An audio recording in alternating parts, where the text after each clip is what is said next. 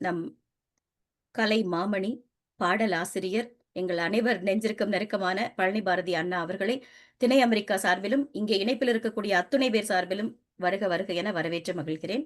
வாங்க அண்ணா, வணக்கம்.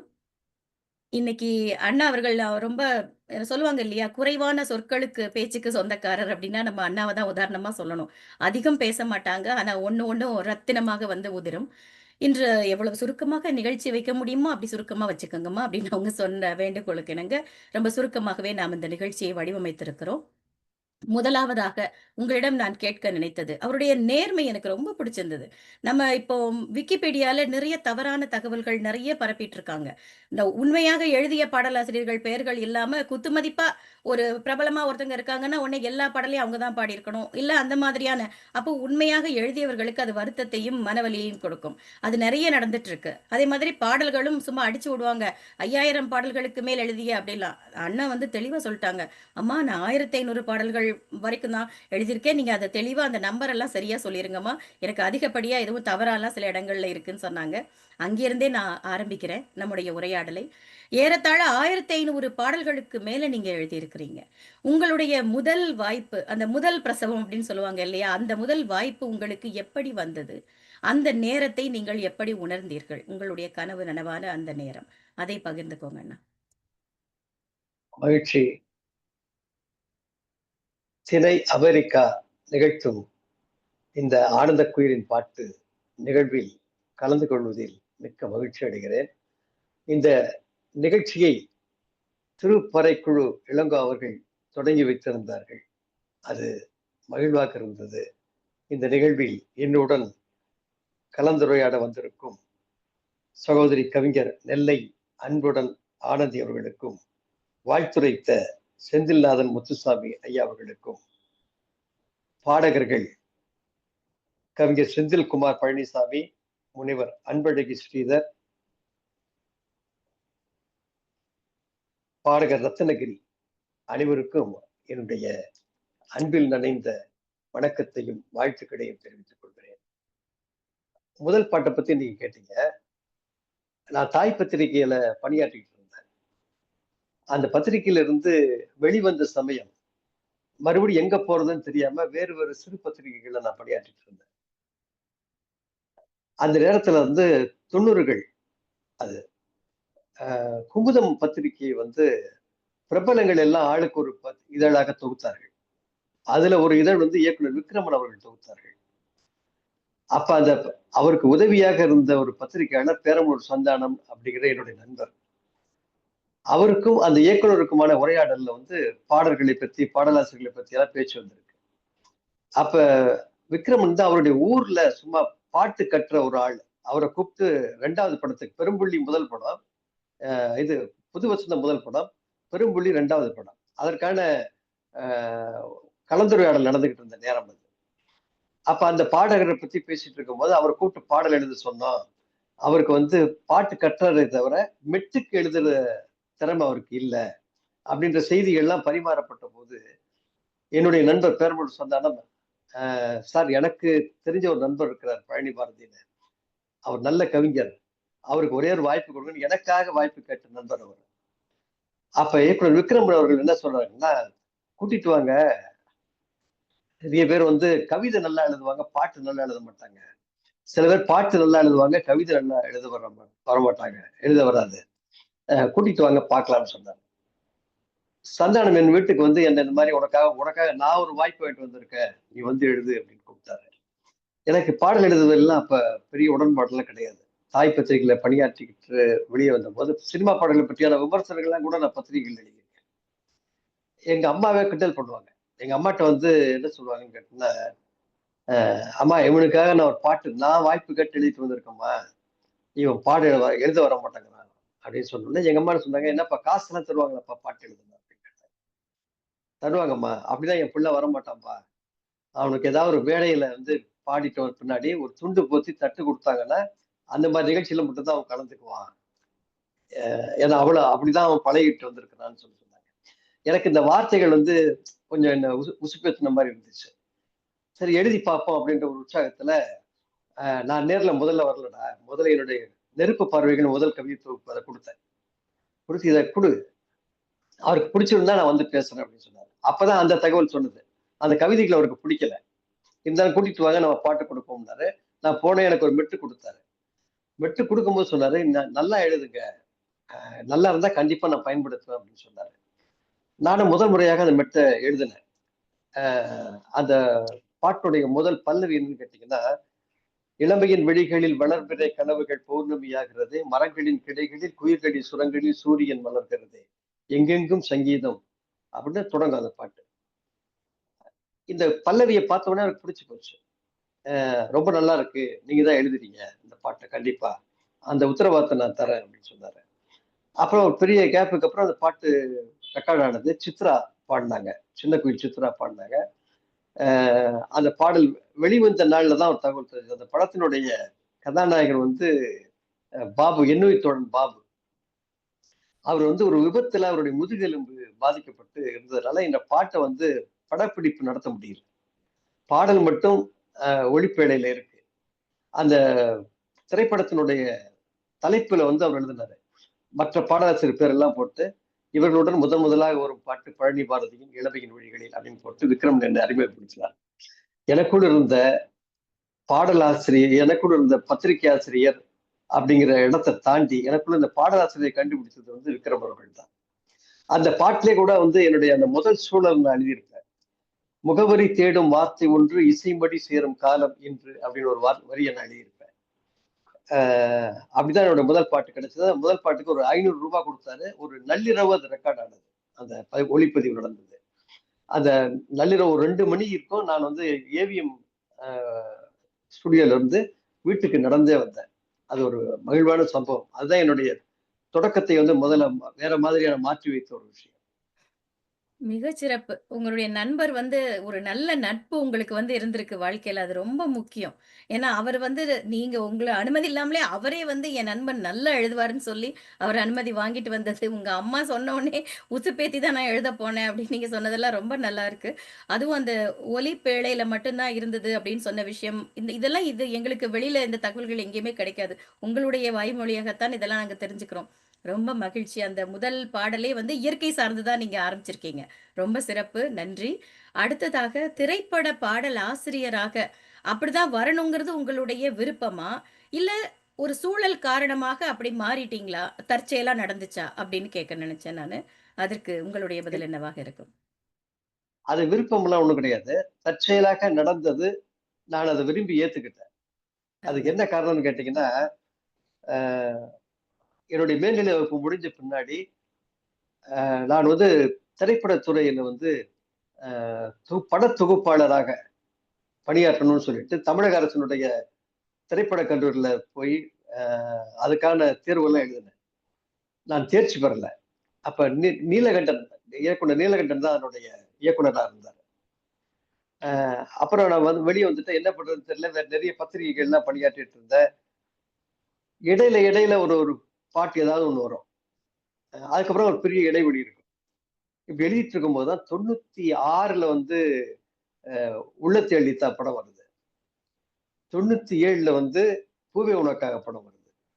இதுக்கு இடையில வந்து நான் பேச நினைப்பதெல்லாம், கோகுலம் இது மாரி படங்களுக்கெல்லாம் விக்ரமன் தொடர்ந்து என்ன கூப்பிட்டு கூப்பிட்டு எழுத வச்சுட்டு இருக்காரு. ஏன்னா என்னுடைய எழுத்து அவருக்கு பிடிச்சது ஒரு முக்கியமான காரணம்.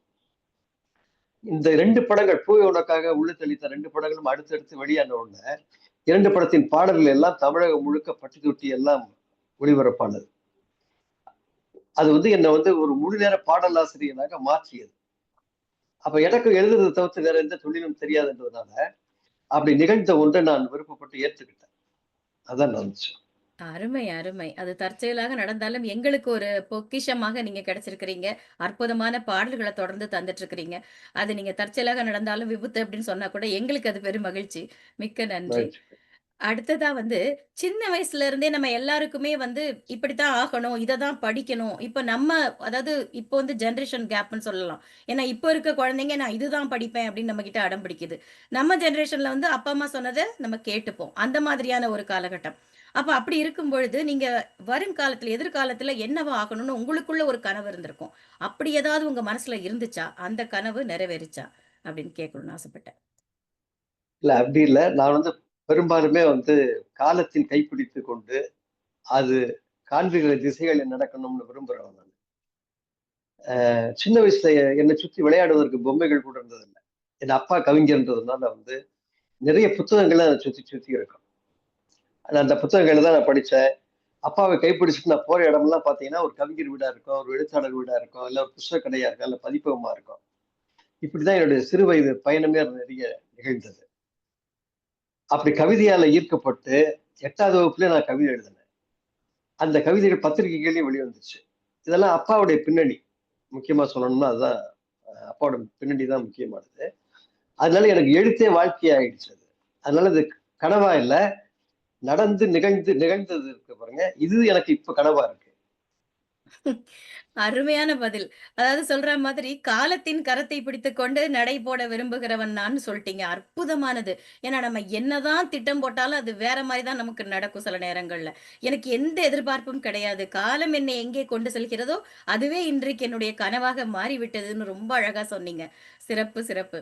அடுத்து இங்க எல்லாருக்கும் ஒரு ஒரு ஒரு என்ன சொல்றது? ஒரு ஆர்வம், ஒரு கேள்வி இருக்கு. பாரதியினுடைய பெயரை உங்களோட பெயரோடு இப்ப எல்லாரும் சொல்லுவாங்க, இப்ப வந்து பாரதி கண்ணம்மா அப்படி இப்படின்னு ஒவ்வொரு பேர சேர்த்துப்பாங்க. நீங்க அழகா பழனி பாரதின்னு உங்க இயற்பெயரே அப்படி அமைஞ்சிருக்கு. அது நிச்சயமா உங்களுடைய பெற்றோர்கள் தான் காரணமா இருக்க முடியும். அந்த காரணம் பற்றி அறிஞ்சுக்க ஆவலோட இருக்கோம். என்ன காரணம்? அதான் சொன்னேன். அப்பா வந்து பாரதிதாசனுடைய மாணவர். அவருடைய கவிதாமண்டலத்தை சேர்ந்தவன்றதுனால, அப்பாவுக்கு பாரதியார் கவிதைகள் மேல, பாரதிதாசன் கவிதைகள் மேல பெரிய ஈடுபாடு உண்டு. அதனால எனக்கு அப்பா வச்ச பேரே பாரதி தான். பாரதி இயற்பெயர். அப்பா பேரு பழனியப்பன்றதுனால பழ பாரதி அப்படின்னு நான் எழுதிட்டு இருந்தேன். அண்ணன் அறிவுமதி வந்து அப்பாவை பார்க்கறதற்காக நான் 8வது வகுப்பு, 7வது வகுப்பு படிக்கிறபோது வீட்டுக்கு வருவாங்க அப்பாவை பார்க்க. அப்ப அவர்ட்ட என்னுடைய இந்த குழந்தை கவிதைகள்லாம் நான் எடுத்து படிக்க குடுப்பேன். அவர் படிச்சு பார்த்துட்டு நல்லா இருக்குன்னு தட்டி குடுத்துட்டு, பழ பாரதின்னு எழுதாத, பழனி பாரதின்னு எழுது. நல்லா இருக்குன்னு சொல்லி அவர் தான் பழ பாரதிய பழனி பாரதியா மாத்துனது அண்ணன் அறிவுமதி.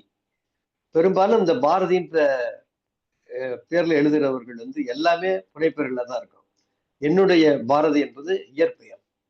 அதான் முக்கியமானது. அருமை, அருமை. அதுவும் பாருங்க, இன்னைக்கு தான் எங்களுக்கு தெரியும். பாரதிங்கிறது தான் உங்களுடைய இயற்பெயரே. அறிவுமதி அண்ணா அவர்களால தான் உங்களுக்கு வந்து இந்த பழனி பாரதிங்கிற ஒரு இணைப்பு அப்படின்னு ரொம்ப அழகா சொன்னீங்க. அது ரொம்ப பெருமையாக இருக்கிறது. உங்களுடைய தந்தையார் அவர்கள், நம்ம பாரதிதாசன் அவர்களுடைய மாணவர். அந்த அந்த ஒரு வரலாற்று முக்கியத்துவம் அதையும் சொன்னீங்க. ரொம்ப மகிழ்ச்சி அண்ணா. பெருமையா இருக்கு. இப்போ அடுத்ததாக நான் கேட்க நினைத்தது, உங்களுடைய தந்தை. இப்ப தான் சொன்னீங்க. உங்க அப்பா தான் உங்களுடைய எங்க போனாலும் ஒரு கவிஞர் வீடோ, ஒரு பாடலாசிரியரோ, எழுத்தாளரோ, பேச்சாளரோ புத்தகங்களோடயே உங்கள பயணிக்க வச்சதுனால, நான் அந்த பயணத்திலேயே இருக்கிறேன் அப்படின்னு சொன்னீங்க. உங்களுடைய தந்தை, பெருமைக்குரிய கவிஞர் சாமி பழனியப்பன் அவர்கள். குன்றக்குடி அடிகளார் அவர்களுடைய உதவியாளராகவும் ஐயா அவர்கள் இருந்திருக்கிறார்கள். அத பத்தி எங்களுக்கு சொல்ல ஆசைப்படுறேன். ஏன்னா, அது அவ்வளவு பெரிய விஷயம். அத நான் பெருசா பார்க்கிறேன். அத பத்தி சொல்லுங்க. ஆமா. முக்கியமா வந்து பாத்தீங்கன்னா, குன்றக்குடி அடிகளாரும், தந்தை பெரியாரும் இருவரும் வந்து மானிட நேயம் என்கிற ஒரு புள்ளியில் சந்தித்துக் கொள்கிற சிந்தனையாளர்கள். என்னுடைய அப்பா வந்து 2 பேரோடையுமே பழகுனவங்க. குன்றக்குடி அடிகளாரோட வந்து ஒரு உதவியாளர் இருந்தபோது தான், அவர் கூட நிறைய பட்டிமன்றங்களுக்கு கூட போறது, உதவுறது இப்படி இருந்தாங்க. அப்ப அந்த அவர் நிகழ்த்திய பட்டிமன்றங்கள பத்தி எல்லாம் வந்து நிறைய சொல்லியிருக்காங்க. இன்னைக்கு பட்டிமன்றங்கள்ன்றது நகைச்சுவை மன்றங்கள் மாரி ஆயிடுச்சு. நீயா நானா, ஜெயிக்க போவது யாரு? இது மாதிரி பேச்சாளர்கள் பேசிட்டு இருக்காங்க. அந்த காலத்துல வந்து குன்றக்குடி அடிகளார் தலைமையில் நிகழ்ந்த பட்டிமன்றங்கள் எல்லாம் ரொம்ப அறிவார்த்தமாக, தத்துவார்த்தமான சிந்தனைகள்ல பல பட்டிமன்றங்கள் இரவு தொடங்கி விடிய விடியலாம் நடந்திருக்கு. அப்படி ஒரு நற்சிந்தனைகளை எல்லாம் அவர் வளர்த்திருக்கிறாரு. அப்பாவுக்கு அவரோட இருந்த நாட்கள் குறைவு. அதுக்கப்புறம் வந்து கண்ணதாசன் வந்து அப்பாவை சென்னைக்கு அழைச்சிட்டு வந்துட்டாங்க. "நீ என் கூட வா, நீயும் பாட்டு எழுதலாம்ன்னு" சொல்லிட்டு அப்பாவை கூட்டிட்டு வந்ததுனால அந்த தொடர்பு விட்டு போச்சு. ஆனா ஒவ்வொரு முறையும் குன்றக்குடி அடிகளார் அவர்கள் சென்னைக்கு வருகிற போதெல்லாம் அப்பாவை வந்து கூட வச்சுக்குவாங்க. சென்னையில அவர் வந்துட்டாருன்னா அப்பா கூட இருப்பாங்க. அப்பாவுக்கும் அவருக்கும் இருந்த அந்த தமிழ் உறவு அடிகளார் அவர்கள் மறையிற வரைக்கும் ரொம்ப நிறைவாக இருந்துச்சு. குன்றக்குடி அடிகளாருடைய பொன்மொழிகள்னு சொல்லி அப்பா ஒரு கவிதை அவர் ஒரு தொகுப்பு கூட சேர்த்து வச்சிருக்கிறாங்க. எழுதியிருக்கிறாங்க. அவருடைய நல்ல சிந்தனைகளை எல்லாம் தொகுத்து அடிகளார் பொன்மொழிகள் அப்படின்ற தொகுப்பு தலைப்புல அந்த புத்தகம் வந்திருக்கு. ரொம்ப சிறப்பு. அப்படி அடிகளாரின் பொன்மொழிகள் அவர் எங்க வந்தாலுமே சரி, உங்களுடைய தந்தையார் தான் அவர் கூடயே இருப்பாரு அப்படிங்கிற செய்திலாம் இதெல்லாம் கொடுத்து வச்சிருக்கணும் அப்படின்னு சொல்லுவோம். எல்லாரும் ஒரே ஒரு பொழிவ கேட்கணும்னாலே, இன்னைக்கு நான் குன்றக்குடி அடிகளாருடைய பேச்ச கேட்டேன் அப்படின்னு பெருமைப்படுவாங்க. இவர் வாழ்நாள் முழுக்க இறுதி வரைக்கும் அவரோட இருந்திருக்கிறாரு உங்க அப்பாங்க. அது ரொம்ப பெருமையா இருக்கு. ரொம்ப ஒரு விஷயம் முக்கியமா சொன்னீங்க. இன்றைய காலத்தில் பட்டிமன்றம்ங்கிற பேர்ல அது அட்ராசிட்டின்னு தான் சொல்லணும். ஏன்னா நகைச்சுவையா பேசுறோம்னு சொல்லிட்டு, ஒருத்தர் தாக்குறது. தனி மனித தாக்குதல். அது ஒரு கேலி சித்திரமா ஆக்கிட்டாங்க. அப்ப அந்த காலத்துல இருந்த தத்துவார்த்தமான கருத்து சார்ந்த அதுக்கு தொடர்பான பட்டிமன்றங்கள்ல நெறைய அதெல்லாம் கேட்க எங்களுக்கு குடுத்து வைக்கல. அது ரொம்ப அழகாக சொன்னீங்க. உங்களுடைய தந்தையார் முழுக்க முழுக்க அதுல இருந்திருக்கிறாங்க. ரொம்ப மகிழ்ச்சியா இருக்குன்னா நன்றி பகிர்ந்து கொண்டமைக்கு. அடுத்ததா பார்த்தீங்கன்னா, நான் முன்னாடியே சொன்ன மாதிரி, ஒரு தாய் கருவுற்று தன்னுடைய முதல் குழந்தை, முதல் பிரசவம்னு சொல்லுவோம் இல்லையா? அந்த தாய்மை அப்படிங்கிற ஒரு அடையாளம் அவங்களுக்கு கிடைக்கும். அதுபோல உங்களுடைய முதல் கவிதை தொகுப்பு, நெருப்புப் பார்வைகள். அப்படியே சும்மா பேர கேட்டாலே அதிருதில்லங்கிற மாரி வச்சிருக்கிறீங்க. அந்த தருணம், அந்த தலைப்பு ஏன் வச்சீங்க? அத 2யும் சார்ந்து உங்களை கேட்க விரும்புகிறேன். அது என்னுடைய 18வது வயதுல வந்த ஒரு தொகுப்பு அது. முழுக்க முழுக்க சமூக சிந்தனைகள், சமூகத்தின் மீது எனக்கு இருக்கிற ஒரு அறச்சீற்றம் எல்லாம் அதுல கவிதையா இருக்கும். அதனாலேயே அந்த தொகுப்புக்கு நெருப்பு பார்வைகள் நான் பேர் வச்சேன். அது வந்து தொகுப்பா புத்தகமா வரணும்னு சொல்லிட்டு திருமகள் நிலையம் அப்படிங்கிற பதிப்பகத்துக்கு கொண்டு போய் அப்பா அறிமுகப்படுத்தி இதை புத்தகமா போடுங்கன்னு சொல்லி சொன்னாங்க. அவர் ரொம்ப நாள் வச்சிருந்துட்டு என்ன பண்ணாரு, ஒரு போட முடியாத சூழலுக்கு சில காரணங்கள் சொல்லி ஆஹ், ஒரு சிறு தொகையை என் கையில கொடுத்து வேற எங்கேயாவது நீங்க போட்டுக்கங்க அப்படின்னு சொல்லி என்கிட்ட கொடுத்தாரு. அப்புறம் அதை வந்து பூங்கொடி பதிப்பகம் அப்படின்னு சொல்லி சுப்பையா அவர்கள் நடத்தினாங்க. அவங்கள்ட்ட கொடுத்தோம்னா அவங்க தான் அதை புஸ்தகமா போட்டாங்க. அந்த கவிதைகள் பூராமே என்னுடைய ஒரு 18 வயதுக்குள் நான் 8வது படிக்கும்போது கவிதை எழுத தொடங்கினேன். ஒரு 18 வயசுக்குள்ள நான் எழுதின கவிதைகள். அந்த தொகுப்புக்கு வந்து ஈரோடு தமிழன்பன் அவர்கள் முன்னிலை அணிந்துரை எழுதியிருப்பாங்க. வைரமுத்து அவர்கள் அணிந்துரை எழுதியிருப்பாங்க. ஈரோடு தமிழன்பன் எழுதின அணிந்துரையில வந்து பழனி பாரதியிடம் கவிதைகள் காதலின் முத்தங்களாக நாணி சிவக்கவில்லை, மாறாக கனலின் உயிர் துடிப்புகளாக கீறி சிவக்கின்றன அப்படின்னு எழுதியிருப்பாங்க. வைரமுத்து எழுதின அணிந்துரை எழுதும் போது சொல்லியிருப்பாரு, நம் ஊரில் முதியவர்கள் எல்லாம் குழந்தைகளைப் போல எழுதி கொண்டிருக்கையில் ஒரு குழந்தை முதியவனைப் போல எழுதி கொண்டிருக்கிறான், அவன்தான் பழனி பாரதி அப்படின்னு சொல்லி என்ன ரொம்ப அழகா அடையாளப்படுத்தினாரு. இந்த தம்பியின் எதிர்காலம் சூரியனை போல் நிஜமானது, வாழ்த்துகிறேன், வாழ்த்துக்களால் அல்ல எழுத்துக்களாலேயே இவன் ஏற்றம் பெறட்டும் என்று வாழ்த்துக்கள் எழுதி கொடுத்தார். அது மட்டும் இல்லாம நான் தொகுப்புகளே இந்த முதல் கவிதை தொகுப்புக்கு மட்டும்தான் நான் ஒரு விழா நடத்தினேன். அது சோவியத் கலாச்சார மையத்தில் நடந்த நிகழ்வு. பல்கலைக்கழக துணைவேந்தராக இருந்த நேற்று சுந்தர வடிவேலு ஐயா அவர்கள் தலைமை தாங்கினாங்க. அப்ப இருந்த அமைச்சர் காளிமுத்து அவர்கள் அதை வெளியிட்டாங்க. அதுல ரொம்ப மகிழ்வான விஷயம் என்னன்னு கேட்டீங்கன்னா, அமைச்சர் காளிமுத்து என்னுடைய தந்தையாரோட கவிதைகள் எல்லாம் ரொம்ப மனப்பாடமா அந்த மேடைகள்ல சொன்னாங்க. சொல்லி அதுக்கப்புறம் என்னுடைய கவிதைகளை மனப்பாடமா சொல்லி துப்பாக்கியின் வயிற்றில் பீரங்கி பிறந்திருக்கிறது என்று வாழ்த்தினாங்க. ஒரு மறக்க முடியாத சம்பவம். அந்த புத்தகத்தை கொண்டு போய் தான் நான் வலம்புரி ஜான் அவர்கிட்ட கொடுத்தபோது தாய் பத்திரிகையில எனக்கு ஒரு வேலை வாய்ப்பையும் அவர் ஏற்படுத்தி கொடுத்ததுக்கு அந்த புத்தகம் தான் காரணம். மறக்க மிகச்சிறப்பு. முடியாத அனுபவங்கள் அதெல்லாம். அடடடடா! ஒரு கவிஞனுடைய முகவரி, ஒரு அடையாளச் சீட்டாக உங்களுக்கு அந்த நெருப்பு பார்வைகள் புத்தகம் இருந்திருக்கு. ரொம்ப சிறப்பு. அத வந்து ரொம்ப அழகா சொன்னீங்க. அறச்சீற்ற கருத்துக்கள்.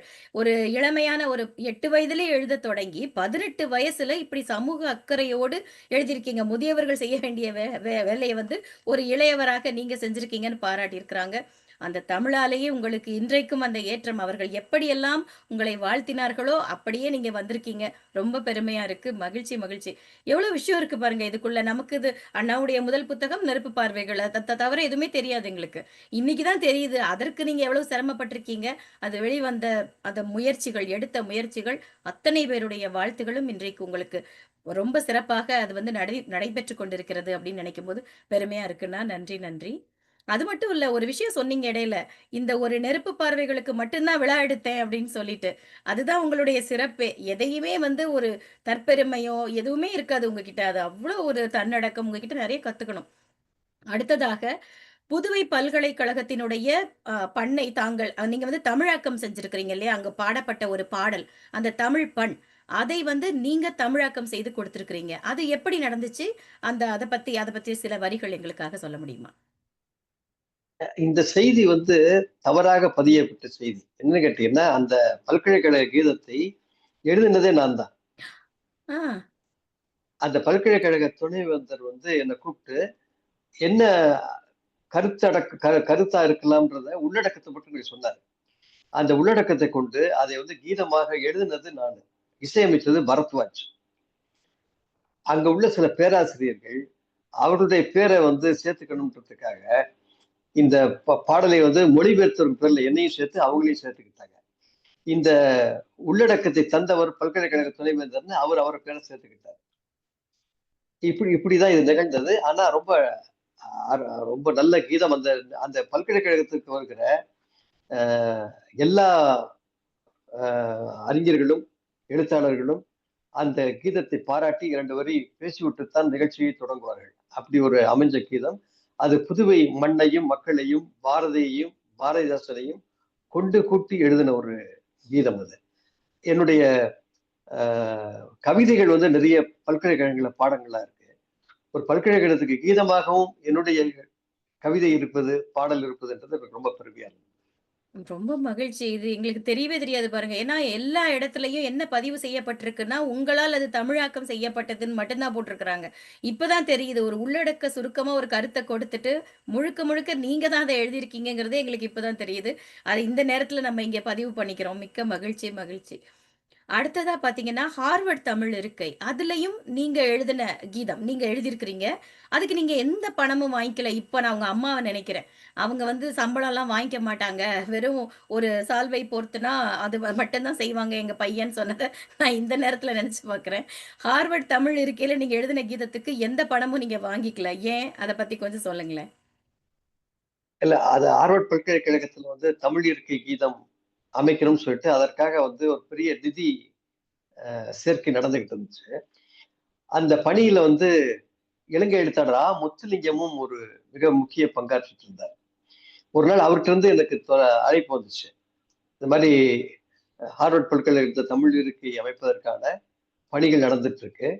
அதுக்கு ஒரு தமிழ் இருக்கை கீதம் தேவைப்படுது. நம்மளுடைய பணிகளை விரைவுபடுத்தலாம் அந்த பாடலை வெளியிட்டு அப்படின்னு சொன்னாரு. அதை நீங்க எழுதணும் நல்லா இருக்கும்னு நான் நினைக்கிறேன் அப்படின்னாரு.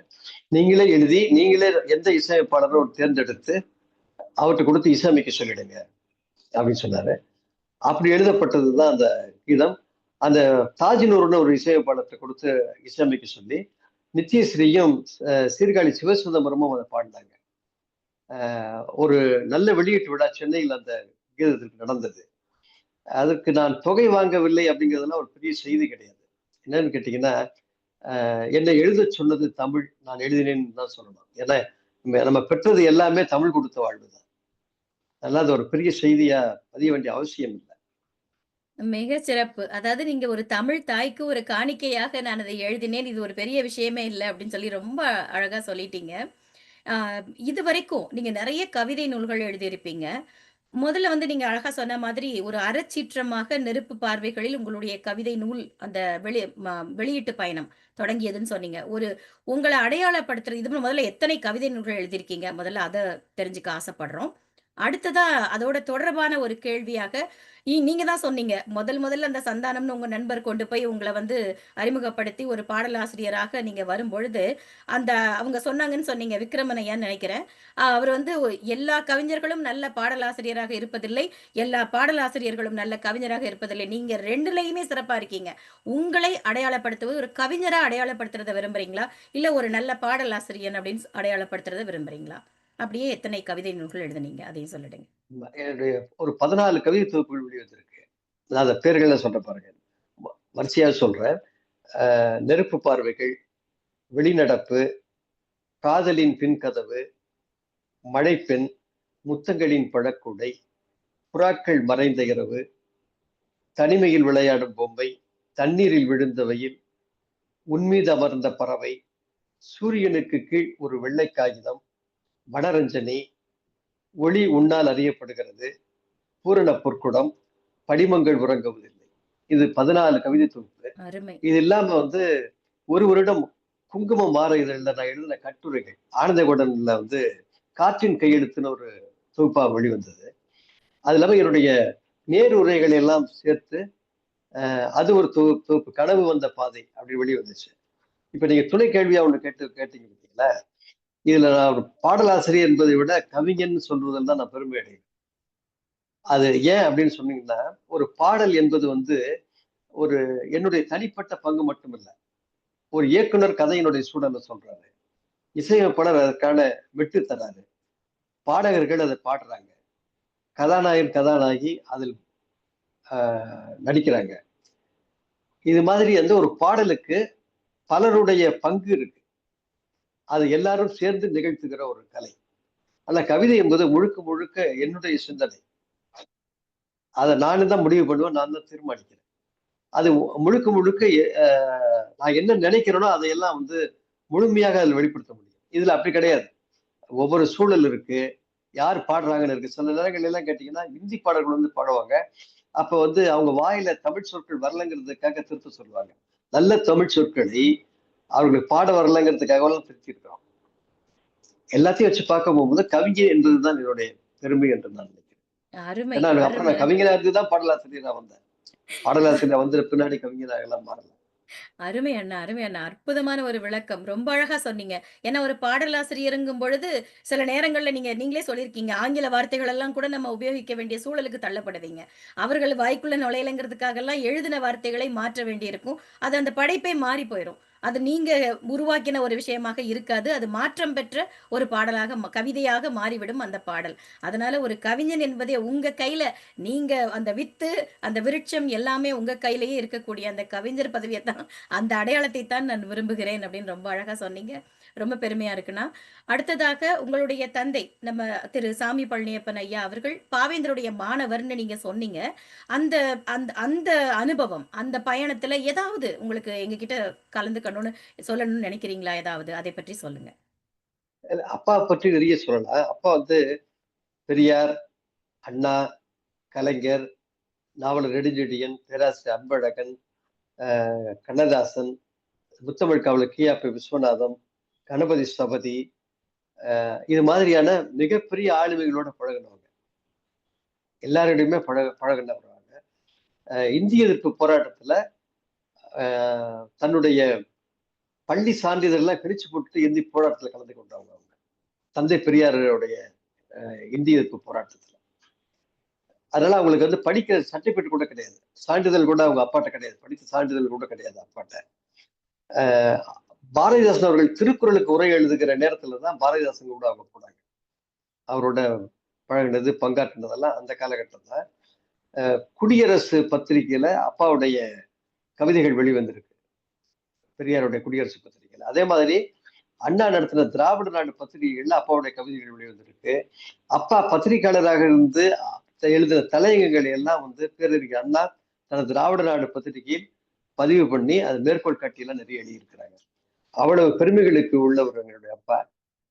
இயல்பாக இருப்பது, எளிமையாக வாழ்வது, வாழ்வை அமைதியாக எதிர்கொள்வது, இவைதான் என்னுடைய அப்பா எனக்கு கற்றுக் கொடுத்த வாழ்க்கை.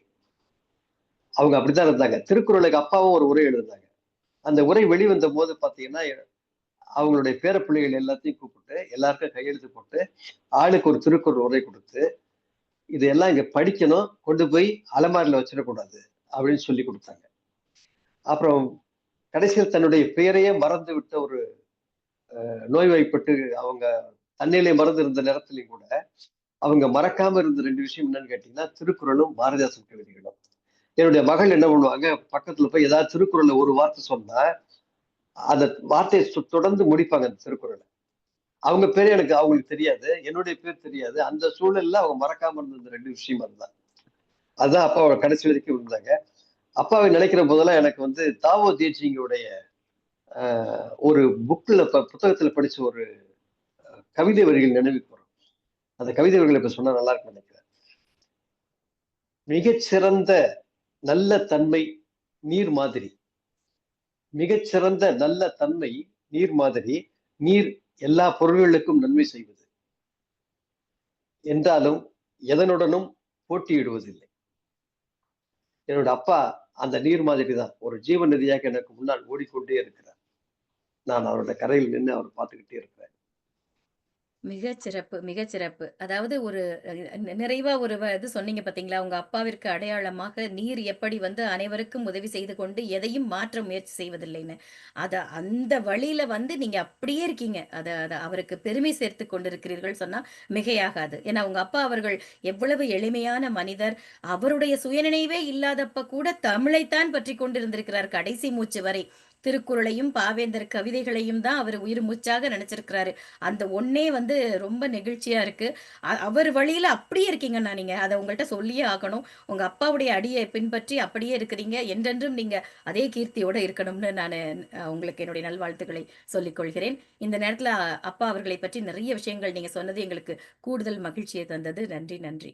அது மட்டும் இல்ல, நம்ம நெனச்சுட்டு இருந்தோம். பாவேந்தரின் மாணவர் தாண்டி எத்தனையோ குன்றக்குடி அடிகளார் உதவியாளர், இதை தாண்டி எவ்வளவோ பெரிய மனிதர்கள் எல்லாம் அவரு அவ்வளவு இருந்தும் ஒரு எளிமை. அதே தான் நீங்களும். ஏன்னா இப்பல்லாம் 1 பாட்டு, 2 பாட்டு எழுதினாலே அவங்க பண்ற டார்ச்சர்ன்னு தான் சொல்லணும். தாங்க முடியல அப்படிங்கணும். நீங்க இவ்வளவும் செஞ்சுட்டு அமைதியா இருக்கிறீங்கன்னா, உங்க தந்தையினுடைய வழிகாட்டுதல் அப்படியே இருக்கிறீர்கள். நன்றி அண்ணா, நன்றி. அடுத்ததா, ரொம்ப முக்கியமான ஒரு விஷயம். ஒரு வாசிப்பு தான் ஒரு மனிதனை மனிதனாக்குகிறதுன்னு நான் எப்பவுமே நம்பக்கூடியவள். ஏன்னா நம்மளுடைய கற்பனா சக்தி, சிந்தனை திறன் அத்தனையும் தூண்டக்கூடியது ஒரு நல்ல விஷயங்களை தொடர்ந்து வாசித்துக் கொண்டிருக்கிறது. அதனால தான் மாணவர்களுக்கு எங்க போனாலும் சொல்லுவேன். குறைஞ்சது ஒரு ஒரு 10 பக்கம்லாம் வேண்டாம். ஒரே ஒரு பக்கம், இல்ல ஒரு 10 நிமிடம் தினம் வாசிக்க முயற்சி பண்ணுங்கன்னு சொல்லுவேன். இந்த வாசிப்பு அனுபவம் உங்களுக்கு நெறைய இருக்கு. நீங்க முன்னாடியே சொல்லியிருந்தீங்க, உங்களைப் பற்றி நான் இந்த ஆராய்ச்சின்னு சொல்லணும். அப்படி பார்த்துட்டு இருக்கும்போது, பிழை பார்த்தல் உங்களுக்கு ரொம்ப பிடிச்சமான ஒரு விஷயம் அப்படின்னு சொல்லியிருக்கிறீங்க. அத பத்தி கேட்கணும்னு ஆசைப்பட்டேன். ஏன்னா, முகநூல்ல நீங்க அப்பப்போ போடக்கூடிய கவிதைகள தொடர்ந்து நாங்க எல்லாருமே பின்பற்றி அத வாசித்து பயன் அடைஞ்சுட்டு இருக்கோம்னு தான் சொல்லணும். உங்களுடைய வாசிப்பு அனுபவம், அந்த பிழை பார்த்தல் ஏன் உங்களுக்கு ரொம்ப பிடிச்சமான விஷயம்? அத பத்தி சொல்லுங்கண்ணா. ஒரு ஒரு ஒரு கவிஞனா இருந்தாலும் சரி, எழுத்தாளனா இருந்தாலும் சரி, வாசிக்க வாசிக்கத்தான் எழுத முடியும். வாசிப்பு என்பது ஒரு எழுத்தாளனுக்கோ, கவிஞனுக்கோ அது ஒரு சுவாசம் மாதிரி இருக்கணும். நான் ரொம்ப ரொம்ப என்னுடைய ஆரம்ப காலத்துல வந்து அணில், அம்புலி மாமா இது மாதிரியான சிறார் பத்திரிகைகளை படிச்சிருக்கேன் நான். அங்கிருந்து தான் என்னுடைய வாசிப்பு தொடங்குச்சு. அப்பா வந்து புத்தக கடைக்கு கூட்டிட்டு போகும்போதெல்லாம் அவங்களுக்கு வேண்டிய புத்தகங்கள் வாங்கும்போது எனக்கு 2 புத்தகங்கள் ஏதாவது வாங்கி கொடுப்பாங்க. அப்படியெல்லாம் தான் என்னுடைய வாசிப்பை வந்து அப்பா வளர்த்தாங்க. அது அது மட்டும் இல்லாம இருந்துகிட்டா ஒரு நாள் அப்பா கூட அப்படியே சாயந்தரம் போயிட்டு இருக்கும்போது நான் கவிதைனா என்னப்பா எப்படி எழுதுறதுன்னு நான் கேட்டேன். அந்த ஈர்ப்பு எப்படி வந்துச்சுன்னா அப்பா கவியரங்கள் போகும்போது அப்பா கூட கவியரங்கள் போவேன். அப்ப அந்த கவிஞர்கள் பாடுற நல்ல வரிகளுக்கு கைதட்டு கிடைக்குது பாத்தீங்களா, அந்த கைதட்டினுடைய வசீகரம். எனக்கு கவிதை எழுதணும்னு ஒரு ஆசை. எப்படிப்பா கவிதை எழுதுன்னு கேட்டேன். அப்ப ஒண்ணுமே அப்ப சொல்லல. ஏன்னா அப்படியே ஒரு ஒரு பார்வை பார்த்துட்டு வீட்டுக்கு வந்து பாரதியார் கவிதைகளையும் பாரதியார் கவிதைகள் எடுத்து கொடுத்து இதை படி அப்படின்னு சொன்னாங்க. நான் 2யும் படிச்சேன். படிச்சுட்டு ஏதாவது சந்தேகம் இருந்தா கேளுன்னு சொல்லிட்டு 2 கவிஞர்களை பற்றிய வாழ்க்கை வரலாறுகளை மட்டும் எனக்கு சொல்லிக் கொடுத்தாங்க. ஒரு கவிஞன் எப்படிலாம் வாழ்ந்தாங்க பாரதியும் பாரதிதாசன். அது என் ஆழ் மனசுல ரொம்ப பதிஞ்சிருந்து அந்த வரிகளை படிச்சேன். அப்புறம் வந்து அளவள்ளியப்பா, தம்பி சீனிவாசன், குழ கதிரேசன் இப்படியான சிறார் எழுத்துக்கள் எழுதுகிற எழுத்தாளர்கள், கவிஞர்கள் எல்லாம் படிச்சு நானும் குழந்தை கவிதைகள் எழுத ஆரம்பிச்சேன். அப்புறம் மேத்தா அவர்களுடைய கண்ணீர் பூக்கள் படிக்கும்போது புது கவிதை எழுத ஆரம்பிச்சேன். இப்படிதான் அன்னையிலிருந்து இன்னைக்கு வரைக்கும் வாசிப்பு தான் என்னை வளர்த்து கொண்டே இருக்கிறது. அதுதான் முக்கியமா சொல்லணும். மிகச்சிறப்பு. நம்ம சொல்லுவோம்ல, கடைகளுக்கு போனா பிள்ளைங்க அந்த பொம்மைய வாங்கி குடு, இந்த பொம்மைய வாங்கி குடுன்னு அடம் பிடிப்பாங்க. நீங்க அப்பா கூட போயிட்டு அவரு நூல் வாங்கினா உங்களுக்கு 2. நீங்க சொன்ன மாரி நம்ம சின்ன வயசுல அம்புலி மாமா, தெனாலிராமன் கதைகள் இப்படியெல்லாம் தான் படிச்சுட்டு இருப்போம். உங்களுக்கு அப்பவே ஒரு கேள்வி வந்திருக்கு. கவிதைனா என்ன? ஒரு நல்ல மனசுல இருந்து அப்படியே பேசுறீங்க. எனக்கு ரொம்ப சந்தோஷமா இருக்கு. என்னன்னா, அந்த வசீகரம்னு சொன்னீங்க. அந்த கைத்தட்டல் உங்கள வந்து உங்க அம்மா சொன்ன மாரினா உசுப்பேத்தி விட்டுருச்சு அப்படின்னு சொல்லலாம். உங்களுக்கு ஆமா. அப்படின்னா நான் கவிஞன் ஆகணும். அப்பன்னா கவிதைன்னா என்ன? நான் எப்படி எழுதுறது? அப்படின்னு அங்கேருந்து ஆரம்பிச்சிருக்கீங்க. மிகச்சிறப்பு. அதுவும் உங்க அப்பா முதல்ல உங்களுக்கு குடுத்தது பாரதி, பாவேந்தர். வேற என்ன வேணும்? ஒரு நாணயத்தோட இருபக்கம் மாரி 2யும் ஒரு மிகப்பெரிய வரலாற்று பொக்கிஷத்த கையில குடுத்து உங்கள வந்து தூண்டி விட்டுருக்காங்க. ரொம்ப சிறப்பு, சிறப்பு. அடுத்ததா வந்து நீங்க சொன்னீங்க இல்லையா? அந்த வாசிக்கும்பொழுது தான் நமக்கு நெறைய நம்ம வார்த்தை வங்கின்னு சொல்லுவோம். அதெல்லாம் நம்ம மனசுக்குள்ள நெறைய போக போக தான் புது புது சொற்களை வச்சு நம்ம நெறைய கவிதைகளோ, ஒரு விஷயங்களோ எழுத முடியும். அத ரொம்ப அழகா சொன்னீங்க. அடுத்தது பார்த்தீங்கன்னா, தரமான திரை இசை பாடல்கள் இப்ப ரொம்ப குறைஞ்சு தான் இருக்குன்னு நெறைய பேரு இப்பலாம் சொல்லவே கஷ்டமா இருக்கு. இன்னைக்கு சமீபத்தில வந்த ஒரு 10, 12 படங்கள் ஆங்கில பெயர்கள் தான். எல்லாமே ஒண்ணு கூட தமிழ்ல கிடையாது. சரி படத்தோட பேரு தான் ஆங்கிலத்தில இருக்குன்னு பார்த்தா, உள்ள பாடல்ங்கிற பேர்ல சில சமயங்கள்ல திடீர்னு சில பேர் ரிங்டோன் வச்சிருக்கிறது ஒரு அமைதியான சூழல்ல, அது பயங்கரமா அதிர்றத பார்த்து தெறிச்சு ஓடுனவங்கலாம் இருக்காங்க பயந்து. அப்படிப்பட்ட ஒரு ஒரு தரமே இல்லாத நெறைய பாடல்கள் தான் வருதுன்னு நெறைய பேருக்கு ஒரு கருத்து இருக்கு. அத பத்தி நீங்க என்ன நெனைக்கிறீங்க? நீங்க நல்லெண்ணெய் குறைந்து நல்லெண்ணெய் பெருகி வருகிற காலம் தான் இது. ஏன்னா பன்னாட்டு நிறுவனங்களும் அதனுடைய உலகமயம் இருக்கு பார்த்தீங்களா? அது நம்மளுடைய நிலத்தை, நீரை, உணவை, பொழுதுகளை, வாழ்வை, பண்பாட்டை எல்லாவற்றையும் நிறமாத்திருச்சு. அப்படி இருக்கும்போது நம்மளுடைய பாட்டையும், இசையையும் அது நிறமாற்றாமல் இருக்க முடியாது. அதற்கு நம்மளுடைய மக்கள் ப பழகத் தொடங்கிட்டாங்க. இளைய தலைமுறை அதுக்குள்ள போயிடுச்சு. அப்ப எல்லாவற்றிலயும் மாற்றம் வருகிற போது அதுலயும் ஒரு மாற்றம் வருது. ரசனைகள் மாறி இருக்கு. இது வந்து அ இசைக்கும், பாட்டுக்கும் மட்டும் விதிவிலக்கு அல்ல. நம்ம எல்லாமே மாறுறத பார்க்கிறோம். உணவுல இருந்து எல்லாமே மாறுறத பார்க்கிறோம். இதற்கு நடுவுலயும் நல்ல கலைஞர்கள், நல்ல பாடல்கள் வருவதற்கு, நல்ல கலைகள் விளைவதற்கு தொடர்ந்து போராடிட்டு தான் இருக்காங்க. அதையும் நீங்க பார்க்கலாம். இடையில இடையில நல்ல விஷயங்கள் வெற்றி பெற தான் செய்யுது. அப்புறம் கண்ணதாசன் தான் சொன்னாரு. "மாற்றம் எனது மானிட மகத்துவம்" அப்படின்னு சொன்னாரு. அவரே தான் சொன்னார். "மாறாதிருக்க நான் மனவனங்கள்" என்று. மனித மனம் வந்து அப்படிதான் மாறி மாறி பயணப்படும். அ என்னன்னு கேட்டீங்கன்னா, நம்ம எல்லாம் காத்திருக்கணும். எப்படி இருந்தாலும் ஒரு நல்ல விஷயம் திரும்பி வரும். எல்லாமே புரண்டு பிடுக்கிற போது, ஒரு நல்ல விஷயமோ, அல்லாதான விஷயமோ மறுபடியும் மாறும். நம்ம காத்திருப்போம். நல்லது வரும். மறுபடியும் ஒரு நல்லது வரும். மகிழ்ச்சி. அழகா சொன்னீங்க. அது இயற்கை சுழற்சி அப்படிங்கிற ஒரு இதுல எடுத்துக்கலாம் நம்ம. ஏன்னா, காலம் மாறும்பொழுது நமக்கு நல்ல நல்ல பாடல்கள் மீண்டும் இப்ப கூட நீங்க சொன்ன மாதிரி ஒரு 100 பாட்டுக்கு 1 பாட்டு அப்படி வந்து சரி இப்பவும் ஒரு நல்ல பாட்டு இடையில வந்துகிட்டு இருக்கு அப்படின்னு அதையும் நம்ம வந்து மறுக்க முடியாது. அழகா சொன்னீங்க. "மாற்றம் ஒன்றுதான் மாறாதது. இயற்கையின் சுழற்சிக்காக காத்திருப்போம்" அப்படின்னு சொன்னீங்க. ரொம்ப மகிழ்ச்சி அண்ணா. அடுத்தது பார்த்தீங்கன்னா, ஏற்கனவே நீங்க முன்னாடி சொன்னீங்க. அந்த சோழா ஹோட்டல் பக்கத்துல இருக்கக்கூடிய அந்த சோவியத் கலாச்சார கழகம், அங்க இருக்கக்கூடிய அந்த புஷ்கின் இலக்கிய பேரவை துணை செயலாளர் சலாவுதீன் ஐயா, அவர்களோடு உங்களுக்கு ஒரு முக்கியமான ஒரு வரலாற்று தொடர்பு இருக்கு. உங்களுடைய வாழ்க்கையில முக்கியமான ஒரு அங்கம் அதுல இருக்கு. அத பத்தி நாங்களும் தெரிஞ்சுக்க ஆசைப்படுறோம். சொல்லுங்கண்ணா. அ நீங்க சொல்றது வந்து சலாவுத்தீன். என்னுடைய மேல்நிலை வகுப்பு தமிழாசிரியர் அவர். அவர் வந்து கனவு மலர்கள் அப்படின்னு ஒரு தட்டச்சு பத்திரிகை நடத்திட்டு இருந்தாரு. எங்கள்ட்ட வந்து அந்த தட்டச்சு பத்திரிகை குடுத்து வாசிப்பு இத வளர்ப்பார் அவர். அனுபவத்த வளர்ப்பார். அந்த இடத்துல பள்ளிக்கூடத்துல நான் வந்து கவிதை போட்டியில கலந்துக்கிறது, பரிசு வாங்குறதெல்லாம் அவருக்கு தெரியும். அதுல என்ன வந்து கனவு மலருக்கு நீ கவிதை எழுதி குடுன்னு சொன்னாரு. நான் கனவுகள பற்றி ஒரு கவிதை எழுதி குடுத்தேன். அத அந்த பத்திரிகையில போட்டு மாணவர்கள் மத்தியில கொண்டு வந்து நம்முடைய உங்களுடைய மாணவர்கள் ஒருத்தர் வந்து பாட்டு எழுதியிருக்காரு பாருங்க அப்படின்னு சொல்லி படிச்சு காமிச்சு என்னை பாராட்டி வளர்த்தார். அவர் வந்து சோவியத் கலாச்சார மையத்துல வந்து புஷ்கின் இலக்கிய பேரவை அப்படின்னு ஒண்ணு இருக்கு. அதுல தலைவராகவும் இருந்தார். என்னுடைய இந்த கவிதை எழுதுற ஆர்வத்தெல்லாம் பார்த்துட்டு என்ன அங்க கூட்டிட்டு போனார். ஒரு நாள் மதியம் வரியான்னு சொல்லி. நான் அங்க போனோம்னா பார்த்தா ஒரு பெரிய அங்க ஒரு சோவியத் தத்துவ மையத்துல வந்து ஒரு பெரிய நூலகமே இருக்கு. எல்லா ரஷ்ய இலக்கியங்களும் தத்துவ நூல்களும் வந்து அந்த நூலகத்துல உண்டு. அஹ் குளிர்பதன ஊட்டப்பட்ட ஒரு அரங்கம் அது. நல்ல மதியம் வரைக்கும் தான் எனக்கு பள்ளிக்கூடம். மதியத்துக்கு மேல நான் அங்க போயிடுவேன். அங்க என்ன பண்ணுவாரு டால்ஸ்டாய், புஷ்கின் இது மாதிரி ரஷ்ய எழுத்தாளர் எல்லாத்தையும் எடுத்து வச்சுக்கிட்டு எனக்கு படிச்சு காட்டுவார். ஆங்கிலத்துல இருக்கிற புத்தகங்களை எடுத்து படிச்சுட்டு மொழிபெயர்த்து எனக்கு தமிழ்ல சொல்லுவார். இப்படி ருஷ்ய இலக்கியத்தினுடைய ருசியை ஊட்டினதுல அவர் தான் எனக்கு ரொம்ப முக்கியமான ஆளு. ஏன்னா என்னுடைய பொது உடைமை சிந்தனைகள் அப்போதான் ரொம்ப தீவிரமா வளர ஆரம்பிச்சது. அது மட்டும் இல்லாம லெனின் அவருடைய பிறந்த நாளை முன்னிட்டு தமிழகம் தழுவிய அளவுல ஒரு பெரிய கவிதை போட்டி நடத்தி அதுல எனக்கு முதல் பரிசு கிடைச்சது. அதற்கு பிறகு என்ன பண்ணாரு அதனுடைய தொடர்பா என்ன பண்ணாரு புஷ்கின் இலக்கிய பேரவையில அன்னையில இருந்து என்னை வந்து ஒரு இணைச் செயலாளராக அவர் ஒரு பதவி கொடுத்து தொடர்ந்து இயங்க வச்சார். என்னுடைய வாழ்நாள்ல வந்து மறக்க முடியாத ஒரு ஆசிரிய உறவு அது. மிகச் சிறப்பு. ஏன்னா, நம்ம பெற்றோர்களை விட நாம் அதிகம் நேரம் செலவழிப்பது ஆசிரியர்களிடத்தில் தான். அத ரொம்ப அழகா அப்படிப்பட்ட ஒரு நல்ல ஆசிரியர் அமைஞ்சா நம்ம வாழ்க்கைக்கே அது ஒரு பெரிய ஒரு ஒளியாக இருக்கும். அதுல எந்த மாற்று கருத்தும் இல்ல. அப்படி சலாவுதீன் ஐயா உங்களுடைய வாழ்க்கையில ஒரு ஆசிரியராக வந்து, உங்கள வந்து சின்ன வயசுல இருந்தே ஊக்கப்படுத்தி, ரொம்ப அழகா சொன்னீங்க. "ருஷ்ய இலக்கியத்தின் ருசியை எனக்கு புகட்டியவர்" அப்படின்னு ஒரு அருமையான ஒரு சொல்லாடல் உபயோகிச்சீங்க. மிக்க மகிழ்ச்சி. ஏன்னா, அதுக்கெல்லாம் ஒரு குடுப்பினை வேணும். ஒரு நல்ல ஒரு வழிகாட்டுதல் அவர் வழியாக. அதனாலயோ என்னவோ நீங்க நெருப்பு பார்வைகள்னு அறச்சீற்றத்த கொண்டு வந்த சமூக அக்கறை உள்ள கவிதை தொகுப்பே முதல்லயே அப்படி வந்திருக்குன்னு நெனைக்கிறேன். மிக்க மகிழ்ச்சி. அடுத்ததும் இப்படி ஒரு புரட்சிகரமான ஒரு விஷயத்த பத்தி தான் கேட்கப் போறோம்.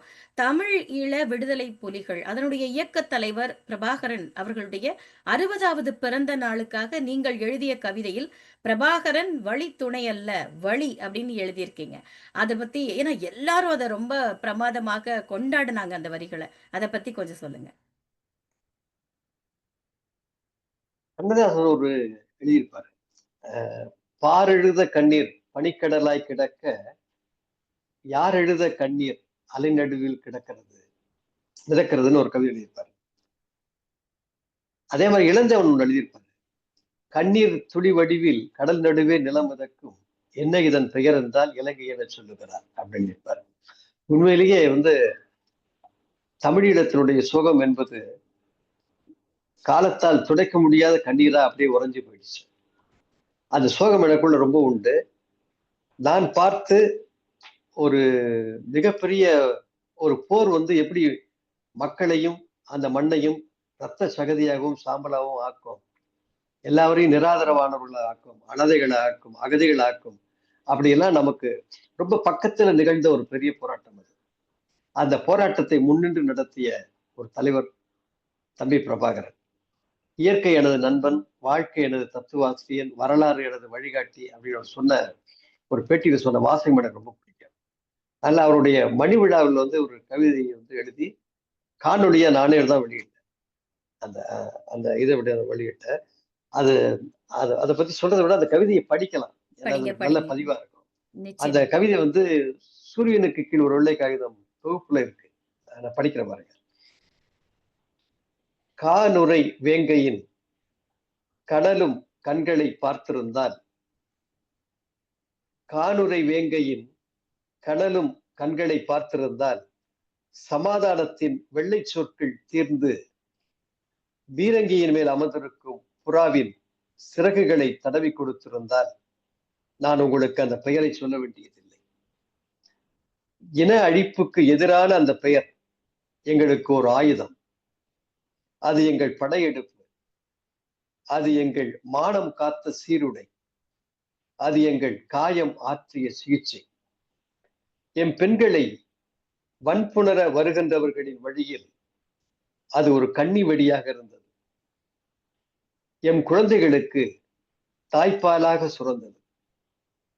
மாபெரும் மனித சங்கிலியான அந்த பெயர் எங்களுக்கு ஒரு விதை. அது எங்கள் பசி. அது எங்கள் தாகம். அது எங்கள் தழும்பு. அது எங்கள் புன்னகை. காற்றில் தீச்சுடராய் அசையும் காந்தல் மலரை தொட்டு பாருங்கள். காற்றில் தீச்சுடராய் அசையும் காந்தல் மலரை தொட்டு பாருங்கள். அந்த பெயரை நீங்களும் சூடிக்கொள்வீர்கள். உயிர் உருக்கும் யாழிசையை கேட்டு பாருங்கள். அந்த பெயரை நீங்களும் பாடிச் செல்வீர்கள். மனிதர்களுக்கு எதிரானவர்கள் அந்த பெயரை முள்ளி வாய்க்காலில் புதைக்க நினைத்தார்கள். நந்திக்கடலில் கரைக்க நினைத்தார்கள். அது எங்கள் கைகளை பிடித்துக் கொண்டு அழைத்துச் செல்ல தொடங்கிவிட்டது. அந்த பெயர் எங்கள் வழித்துணை அல்ல. வழியே அதுதான். பிரபாகர பாதை. அருமை, அருமை, அருமை. எப்பா! இது வந்து கேட்கும்போதே ஒரு ஒரு வலிய குடுக்குது. ஏன்னா, நீங்க அதுல ஒவ்வொரு விஷயத்தையும் அந்த நீங்க ஒரு போருங்கிறதே வந்து அழிவு மட்டும் இல்ல, ஒரு இனத்தோட அடையாளத்தையே இல்லாம பண்ணிரும். அப்படிப்பட்ட ஒரு பாதிப்பை ஏற்படுத்தக்கூடிய ஒரு நிலை. அது அவ்வளவு அழகாக மொத்த சாராம்சத்தையும் உங்க கவிதையில குடுத்து, "அவர் வழி துணை அல்ல, அவர்தான் வழியே" அப்படின்னு நிறைவு பண்ணியிருக்கிறது உண்மையிலேயே உங்களுக்கு என்னுடைய மனமார்ந்த வாழ்த்துக்களையும், அந்த கவிதையை எங்களுக்காக வாசித்து வழங்கியமைக்கு இன்னும் ஒண்ணு என்ன சொல்றது? கூடுதல் நன்றிய தெரிவிச்சுக்கிறேன்னா, ரொம்ப இது வந்து கூடுதல் போனஸ் தான் சொல்லணும் எங்களுக்கு. நன்றி, நன்றி. சிறப்பு, சிறப்பு. அடுத்ததாக உங்கள்ட்ட இன்னும் நிறைவுக்கு வந்துட்டோம் நிகழ்ச்சிக்கு. ஒரு தொழில்நுட்ப வளர்ச்சி இன்னைக்கு எங்க பார்த்தாலும் ஏஐ. அவங்க உண்மையா பாடுறானா? ஏஐ வச்சு பாடுறானா? ஒண்ணுமே புரிய மாட்டேங்குது. தொழில்நுட்ப வளர்ச்சி திரைத்துறைக்கு நிறையா? குறையா? அது என்னுடைய ஒரு கேள்வி. அதுக்கு நீங்க என்ன நினைக்கிறீங்க? ஆமா. அ திரைத்துறை வந்து இன்னைக்கு ஒரு பிரம்மாண்டமான தொழில்நுட்ப வளர்ச்சியோடு பெரிய விஸ்வரூபம் எடுத்திருக்கு. அத மறுக்கவே முடியாது. எந்த ஒரு கண்டுபிடிப்பும் பார்த்தீங்கன்னா, அ ஆக்கம், அழிவு 2 கூறுகளையும் சேர்த்து தான் அது பிறக்கும். ஆனா இந்த கண்டுபிடிப்புகளுக்கு எல்லாம் வந்து தலைமை யாருன்னு கேட்டா, மனிதனுடைய மூளை தான். இந்த மனிதனுடைய மூளையும், இதயம் தான் எந்த ஒரு கண்டுபிடிப்பையும் அதனுடைய ஆக்கத்த மட்டும் வச்சு அது எதிர்கொள்ள கத்துக்கணும். அதான் ரொம்ப முக்கியமானது. அப்பதான் அது சரியா வழிநடத்த முடியும். முக்கியமா இன்னும் குறிப்பா சொல்லணும்னு பார்த்தீங்கன்னா, கலை ஒரு அழியாத தன்மையை காப்பாற்றிக் கொள்ளணும்னு நினைச்சா,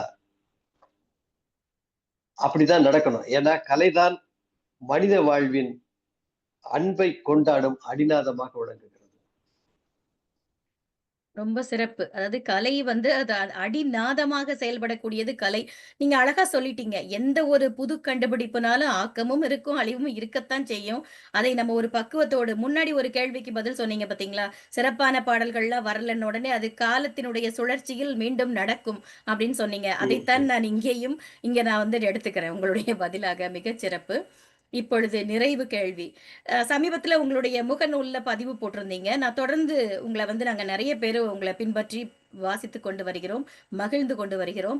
"மகிழ்ச்சியை கொண்டாடவும், துக்கத்திலிருந்து மீளவும் நமக்கு துணை புத்தகமே" அப்படின்னு எழுதியிருந்தீங்க. ஏன்னா, அது எனக்கும் பொருந்துச்சு. அதனால எனக்கு ரொம்ப பிடிச்சிருந்தது அது.